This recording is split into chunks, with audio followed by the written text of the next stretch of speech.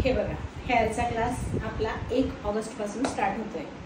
1 August पासून आपला हेअरचा class start होतोय. मग तुम्ही म्हणाल मॅम हेअरमध्ये आम्हाला जे टॉपिक शिकायचे ते शिकवत नाही, तुम्ही ते हेअरचं सायन्स मांडत फिरताय.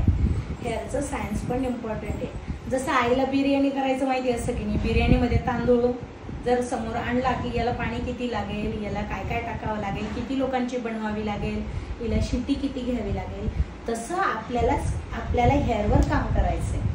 हेअरवर काम करायचं आहे तर हेअरवर जर तुम्हाला नॅनोप्लास्ट करायचं आहे, स्ट्रेटनिंग करायची आहे, केरोटीन करायची, कुठलंही काहीही केमिकल ट्रीटमेंट करायची किंवा हेअर कलर करायचा आहे किंवा हेअर कटिंग करायची आहे, तर हेअरचं सायन्स जाणून घेणं गरजेचं आहे.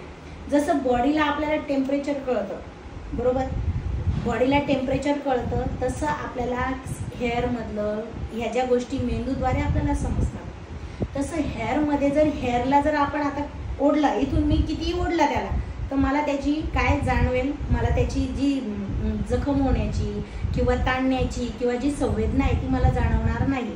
कारण हेअरमध्ये जी संवेदना आहे ती इथे नाही आहे.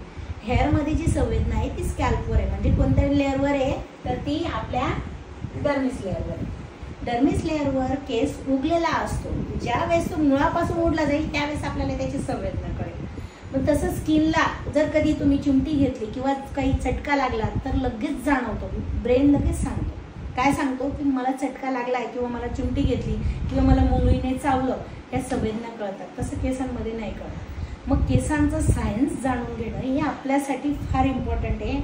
काय इम्पॉर्टंट आहे, जे वर्क करणार आहेत ते वर्क प्रॉपर व्हावं याच्यासाठी हेअरचं सायन्स जाणून घेणं गरजेचं आहे. हे बघा.